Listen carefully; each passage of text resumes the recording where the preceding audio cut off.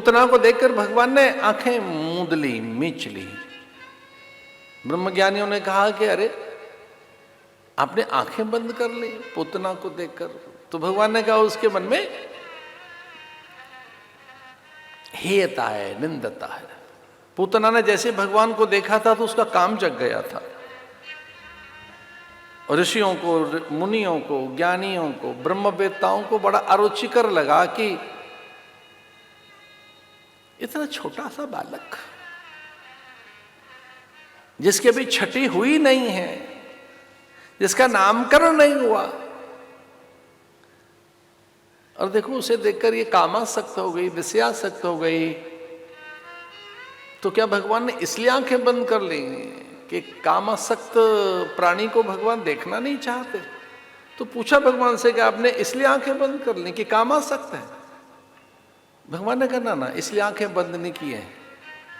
आंखें इसलिए बंद की हैं कि ये तो कामासक्त है, मैं इसे मुक्तासक्त कर दूं, इसे मुक्ति दे दूं। ये तो काम लेकर आई है, मैं इसे मुक्ति प्रदान करूंगा।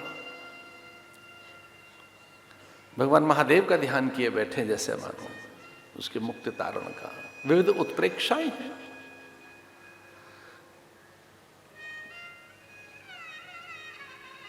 गाढ़म कराभ्याम ततरोष समन्वितो पिबत प्रपीड़ियत। भगवान ने उसके स्तनों को पकड़ा और वो विष निचोड़ना चाहती है और भगवान उसकी वासनाएं छीन रहे हैं। भगवान ने जन्मांतर की कामनाएं, वासनाएं, स्पृहाओं का हरण कर लिया।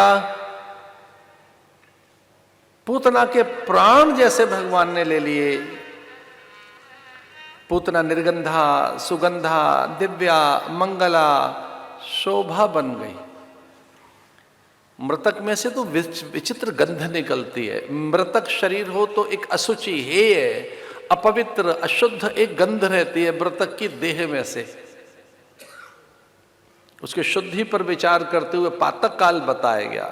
ग्रह शुद्धि होती है यज्ञ होम के द्वारा, पवित्र नदियों का जल छिड़क कर, विशेष मंत्रों का आह्वान अथवा पारायण कर, आप गीता का पाठ करें अथवा गरुड़ पुराण बैठाएं, घर के शुद्धि के लिए विविध आध्यात्मिक अनुष्ठान।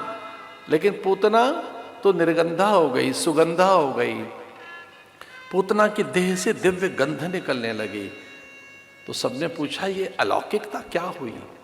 तो ब्रह्मज्ञानियों ने कहा कि जो काम यमराज का है, यमदूतों का है, वो भगवान को करना पड़ा। और जब भगवान ही उसके प्राण ले रहे हैं तो उसके प्राण नहीं, उसे मुक्ति दी है। और आपकी जानकारी के लिए बता रहा था, भगवान संहार करता नहीं है। आप ध्यान रखेंगे इस बात को, याद रहेगा आपको। शिव संहार करता है, दुर्गा संहार करती है, नारायण उद्धार करता है। उद्धार में समय दिया जाता है, उद्धार में क्रम है, क्रमिक घटना है। उद्धार की अवसर मिलता है, पाप प्रायश्चित का, उत्थान का, साधन का अवसर मिलता है आपको उद्धार में। शिव संहार करते हैं जब अति होती है, पाप की अति, तब शिव संहार करता है। उनके तृतीय नेत्र में कंपन होता है, प्रलय के बीज बो देते हैं शिव।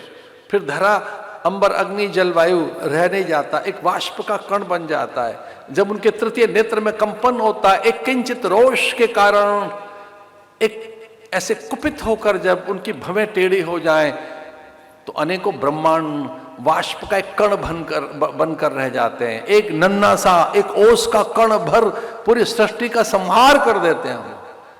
लेकिन भगवान तो उद्धार कर रहे हैं। पूतना को ऐसे धरती पर गिरे हुए देखकर सब भयभीत हुए। और ये पहली घटना हुई ब्रज में कि कोई अचानक आई थी स्त्री और वो वेश बदलकर विविध प्रकार के प्रपंच करते हुए, किसी को कहती मैं कंस की अनुचरी हूँ, किसी को कहती मैं वहाँ के संभ्रांत श्रीमंत की पुत्री हूँ।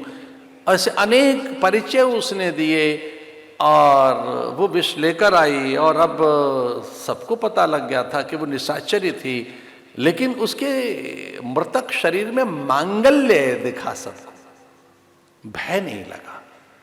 किसी को भय का बोध नहीं हुआ, मांगल्यता है, सुचिता है, सर्वत्र लगा, एक दिव्य संस्कार हो गया।